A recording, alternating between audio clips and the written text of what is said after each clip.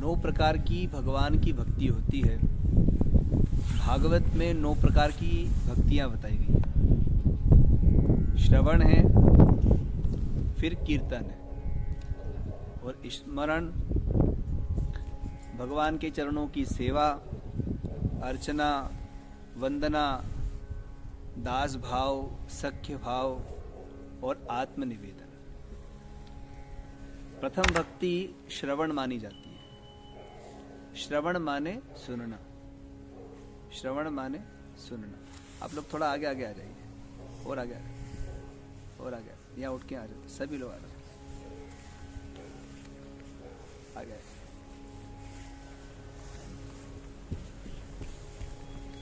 प्रथम भक्ति श्रवण है। भगवान के दिव्य गुणों को सुनना भक्ति कहलाता है। शब्द का हमारे जीवन पर बड़ा प्रभाव पड़ता है। शब्द जब कानों के रास्ते से अंदर जाता है तो अपना असर करता है। मधुर शब्द, प्रशंसनीय शब्द जब हमारे कानों के रास्ते से हमारे हृदय में जाता है तो प्रसन्नता को, आनंद को प्रकट करता है।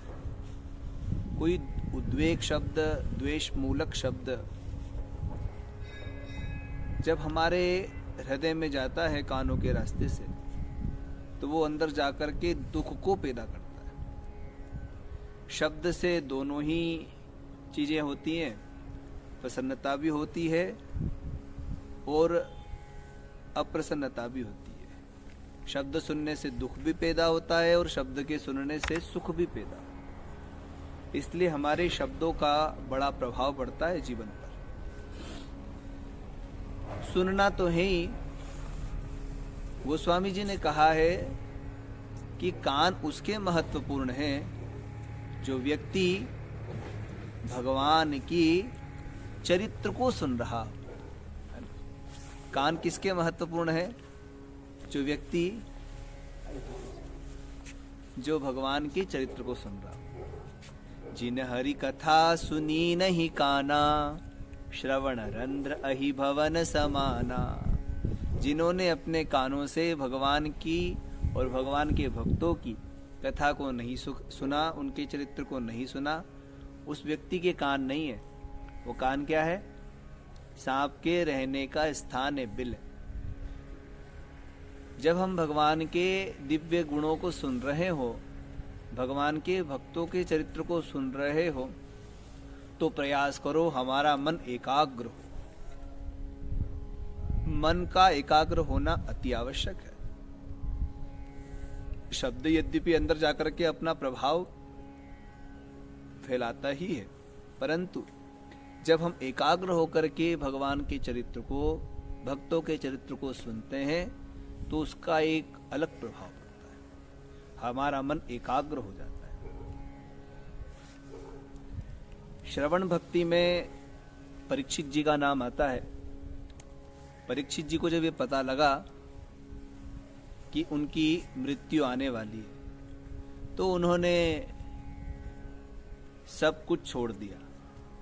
अब उन्होंने कहा, अंते नारायण स्मृति ही। भैया अंतिम समय का जब हमको पता लग जाए तो हमको भगवान नारायण का स्मरण करना चाहिए। यहां पर तो किसी को पता लगे कि उसका अंतिम समय आ रहा तो वो किसको ढूंढता है? डॉक्टर को, वैद्य को, दवाओं को ढूंढ रहा है, अन्य साधनों में लग गया। पर शास्त्र ने कहा जब आपको पता लगे कि आपका अंतिम समय आ रहा है तब आप क्या करो? भगवान के चिंतन में लग जाओ, प्रभु का चिंतन करो। अंते नारायण स्मृति ही। हमारी जो बुद्धि है वो भगवान के दिव्य स्वरूप में, उनके गुणानुवादों में, उनके चिंतन में, उनके कीर्तन आदियों में लग जाए। भगवान का अनुभव हमको होने लगे। अंतिम में भगवान की स्मृति होना चाहिए। पर अंतिम में भगवान की स्मृति होना ये भी थोड़ा कठिन होता है।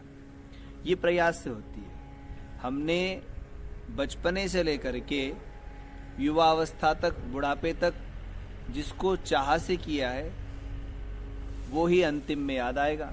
अगर हमने संसार के सुखों को बड़ी चाह से भोगा तो अंतिम में सुख याद आएंगे।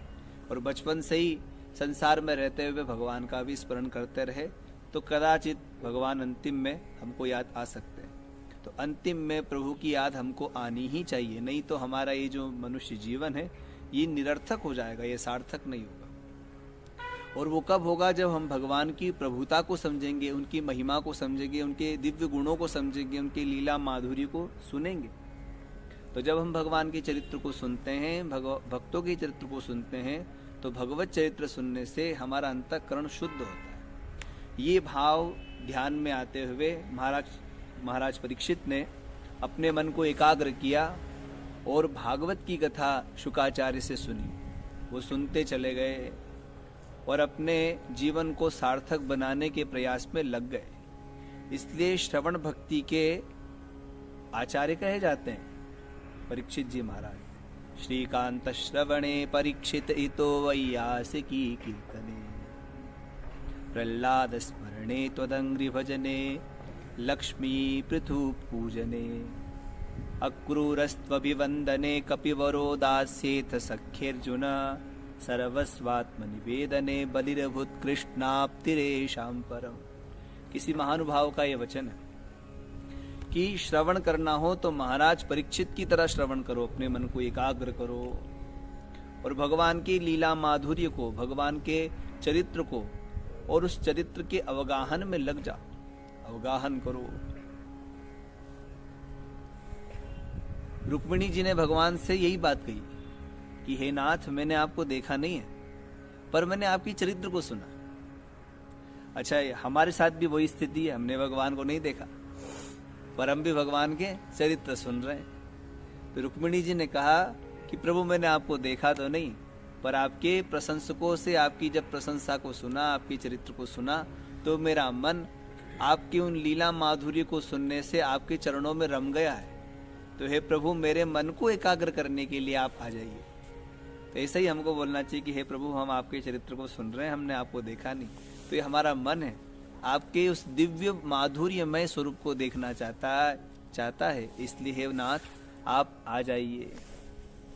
तो भगवान के चरित्र को सुनने से हमारा मन निर्मल होता है, शुद्ध होता है और शुद्धांतकरण में भगवान का प्रवेश होता है।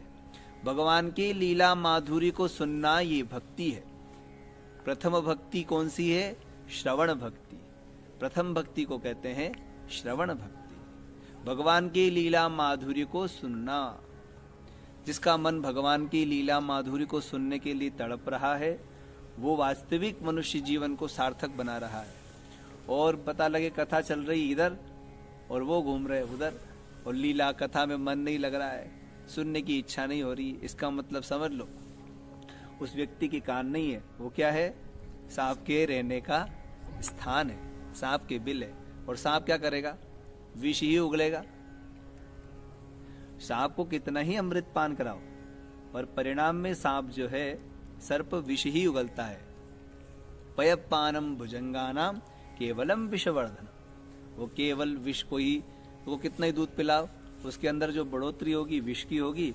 और यद्यपि मणिधर सर्प का उल्लेख आता है शास्त्र में कि मणिधारी सर्प भी होते हैं, पर यद्यपि मणि को प्राप्त करने के बाद भी वो भयंकर ही होता है। मणिना भूषितो सर्प किन्न सोपि भयंकर।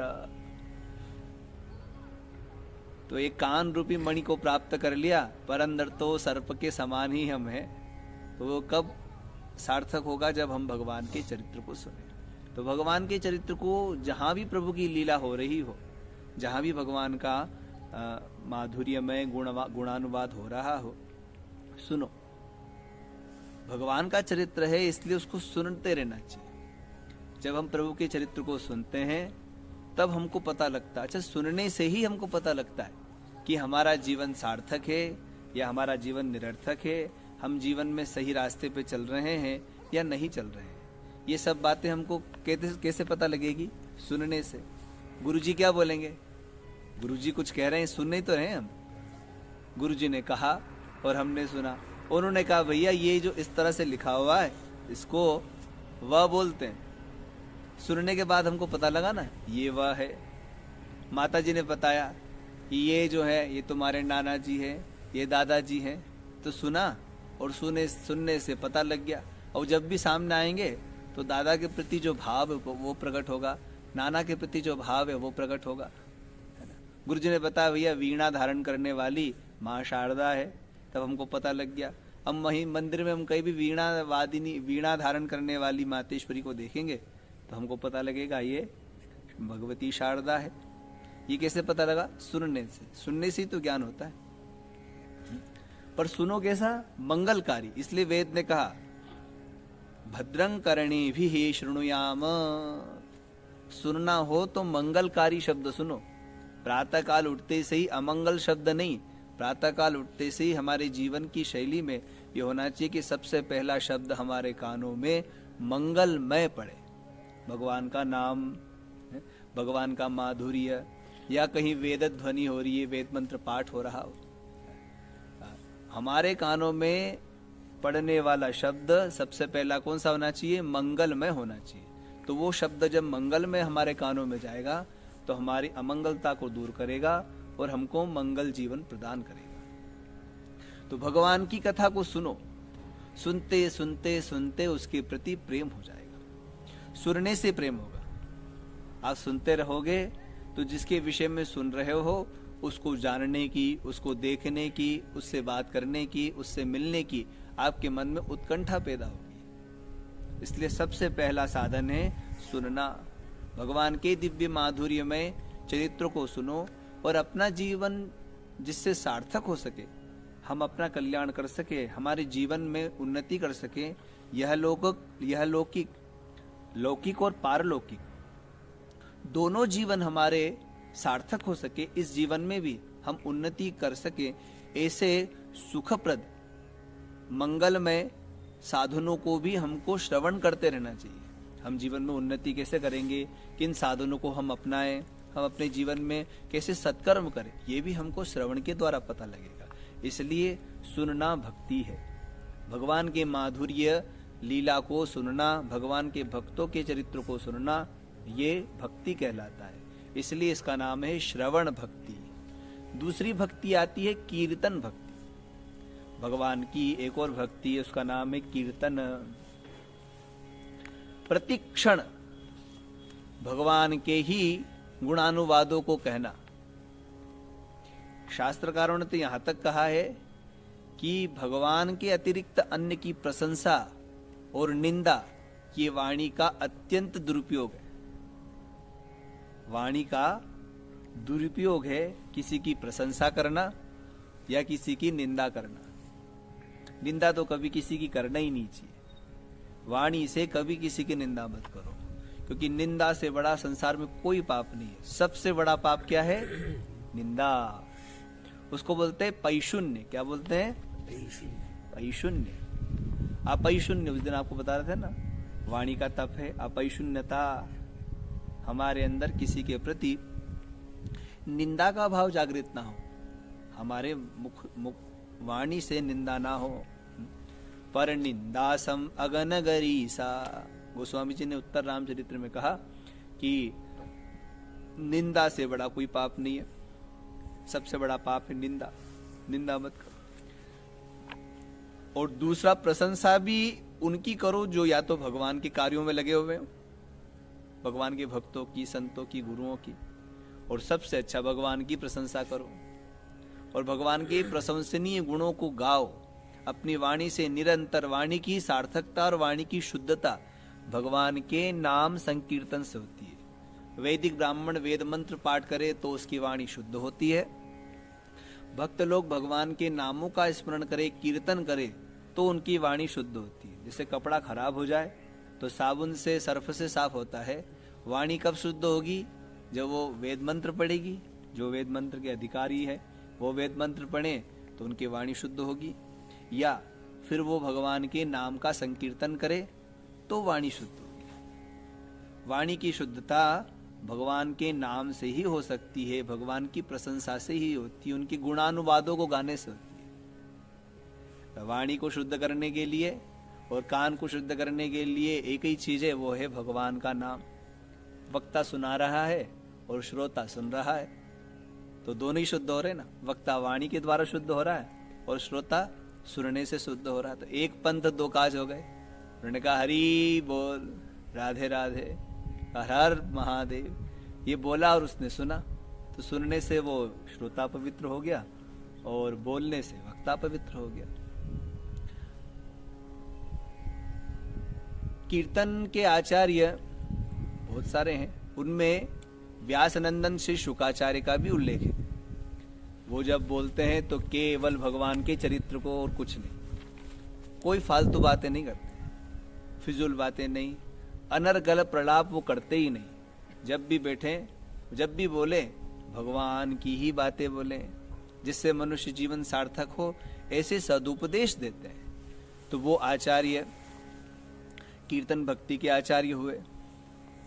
और उसके बाद में स्मरण भक्ति में प्रहलाद जी का नाम आता है।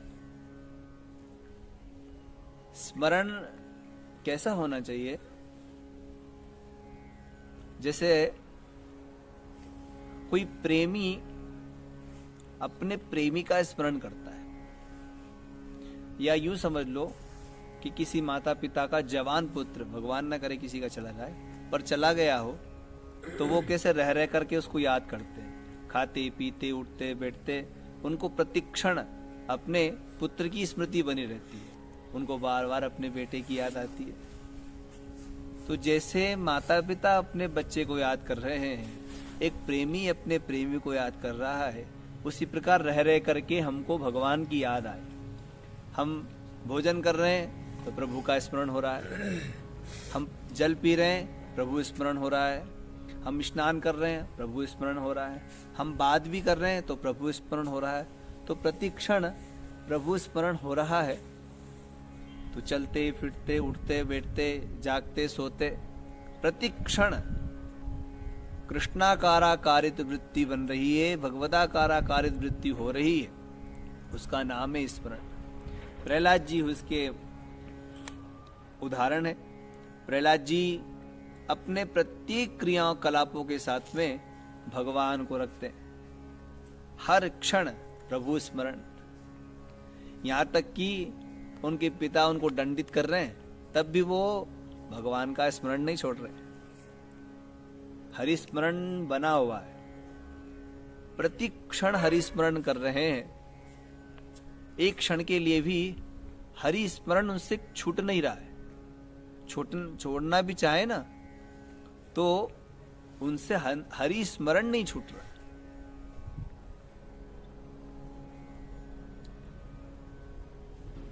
प्रत्येक क्षण भगवान का स्मरण हमारा बना रहे। और दूसरी चीज है पाद सेवन, भगवान के चरणों की सेवा। आज के समय में जीव सबसे ज्यादा किसकी चाहना रखता है? सबसे ज्यादा किसकी चाहना है? धन की चाहना। सबसे ज्यादा किसकी चाहना है? धन। क्या चाहिए? धन चाहिए। कैसे भी मिले, कहीं भी मिले, बस मिलना चाहिए। और धन की अधिष्ठात्री भगवती महालक्ष्मी मानी जाती है। तो सब लोग नारायण को छोड़ करके उनके पीछे लगे हुए, प्रतिक्षण उनसे एक ही चीज, धन मिले। आधी रात में भी उसको उठा दो कि भैया ये फायदा हो रहा है, जग जाएगा। जो कोई कार्य से उठाओ तो नहीं उठेगा, इतनी ठंडी में भी धन के लिए जंगल में चला जाएगा। धनासक्त व्यक्ति सब कार्य छोड़ सकता है। तो